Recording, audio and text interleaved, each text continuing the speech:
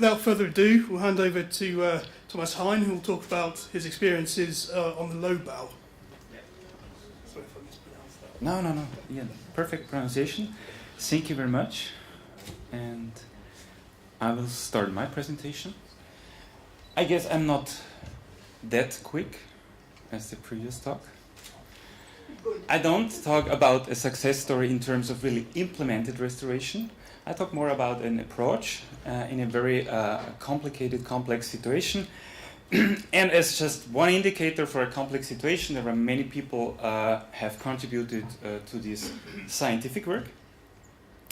And it deals with multiple use of landscapes, multiple objectives, and in the end, potential ways to restore an urban floodplain. I can cut a lot of issues. There's a lot of writing available on that, so we have written a lot about this floodplain restoration approach already, and I'm happy to send you copies of the papers. You know the area already, so some of you have been out in the Danube River basin. Our floodplain of interest is right on the western part of the national park area. It's right in the city of Vienna. Very important for all our restoration ideas and approaches is just at the downstream end there is an open connection to the Danube. So we have in terms of flooding, it's more like a base top filling and releasing water, meaning aggradation of sediments and so on, and loss of the riverine dynamics.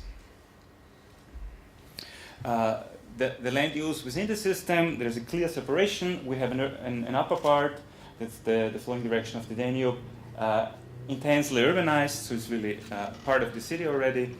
No riverine dynamics anymore, it's just a controlled water enhancement scheme. Downstream part, you see still a lot of floodplain forests available, still certain water bodies are there, and this is this downstream connection in the system.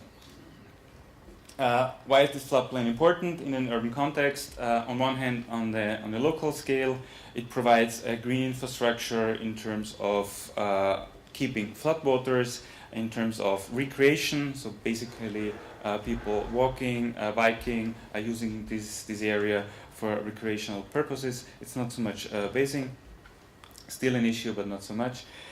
It's very important in terms of biodiversity. So there is a diverse set of habitats of protected species and communities in the system. And moreover, it's very important, as mentioned by Carl Manzano in his keynote presentation, it connects the Alpine to the Carpathian region, and this is part of this corridor. What are the major challenges and constraints? And you have heard a lot about that, so I need not to go into detail very much. Land use change, agriculture, urbanization, major pressures on the system, and also change the characteristics very much. River regulation in the 19th century, so navigation, flood protection changed the system tremendously. Now the floodplain is separated from the river by a flood protection dike. We have changes and constraints at the catchment scale, thinking about sediment transport, and we have multiple uses. I come to that in a minute. To understand the development of the floodplain, very important is a historic analysis of the historic development. This is done thanks to Severin Honsener. What we see here is a change over the 300 years, very dynamic prior to regulation, and you see a loss of aquatic habitats tremendously, and this has been initiated by the regulation scheme in the 19th century. Moreover, we also see a change in the quality of the aquatic habitats. So it's not only a loss of aquatic habitats, but it's also a change in the quality. At the same time, if you're looking on the ecosystem service score, qualitative assessment, what is the major appreciation today? It changed mainly from a reduction in the appreciation of provisioning services, but cultural services, regulating and supporting services, and biodiversity are the major issues which have been recognized by people and stakeholders in this area. So summing up, what are the multiple uses important for flood protection, drinking water supply, high pressure of recreation. These numbers are very old, so there are much more people visiting this area currently. Still high biodiversity, mainly also due to the secondary habitats created by the regulation. What has been our questions and approach? To cut the story short, we were interested if we do restoration, because there is a need to restore these systems based on the loss of aquatic environment. Still 5 minutes. For which options the highest trade-offs can be found? So where are really the problems in management and management objectives?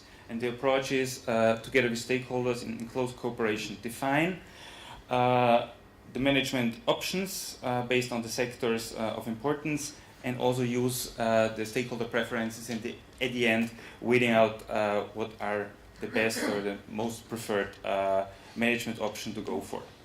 This is based on a software used, MDSS5. The map of measures, so we are almost in the middle of the presentation, was set out to really develop 5 landscapes of the Lobau based on a digital elevation model and hydrodynamic modeling. And what we did is, first of all, sit together with the stakeholders, define certain measures. This is the area of the Lobau. We have this gap here where there is the kind of surface water connection. The first option was to close this opening, just reduce the surface water interaction, just keep it connected via groundwater.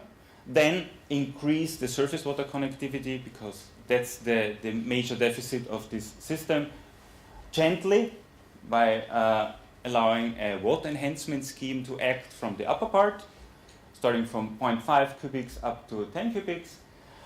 Then introducing a new side arm, partially reconnect the system, which ends up in a connectivity of or a discharge of about 120 cubics per second at mean water discharge, and come to the full reconnection. So reconnecting all these arms, remove the flood protection dike to the outside, and reintegrate the Lobau completely. So this is the setting in terms of the measures, in terms of increasing or changing the hydrological connectivity, the major part, controlling the fluvial processes. What has been the preferred solution? So I know I need to come to my end. It's this one. And why? Or how this is looking like, I can show in a minute. So this partial reconnection means really reintegrating the system, uncontrolled opening, lots amounts of water entering the system already at mean water, allowing really a full fluvial development in the system with regard to the constraints from the catchment. You also have to consider that. And this was the appreciated solution by most of the stakeholders, and based on our analysis. So behind that is a coupled set of models and assessments. And how this was done is shown here. There is a paper on that. So 75 indicators. We coupled the 5 sets of measures with 6 management criteria and the current status quo. So we had 31 pictures that we analyzed of the Lobau, how it could look like in future. And this was assessed by 75 indicators from all of these domains. Just to give you an idea, we identified the trade-off. The trade-off is between drinking water in red and the condition, I don't look at this to this point, area of the room. The aquatic and the terrestrial habitat quality, you see the clear trade-off. We see for other uses it's not the same case.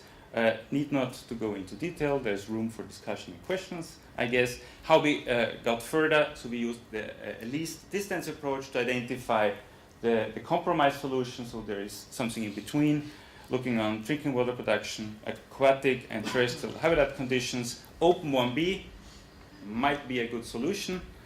We did a second approach, asking the stakeholders for the preferences, and also there we got, based on these analyses using the weights of the stakeholders, we got a response that although Open 1B, this partial complete reconnection might be the best. Having said this all in a rush, what are conclusions? There's a lot of text here, but the major point was, it was agreed by all stakeholders, the current status is not preferred by any sector, which gives them the opportunity and the power to address, at the end, policies or politics and decision takers to do something.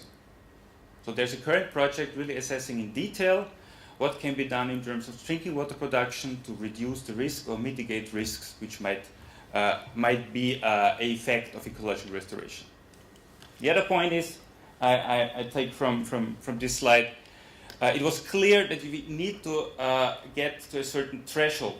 So a little bit of connection doesn't help to improve the ecological situation. There need to be a certain amount of really uncontrolled, free connectivity between the river and the floodplain. And looking on the effects on other sectors like recreation, it does not mean automatically that there is a negative effect on recreation. There's still this use can be fulfilled in kind of the same extent as today. And with that, I thank you very much.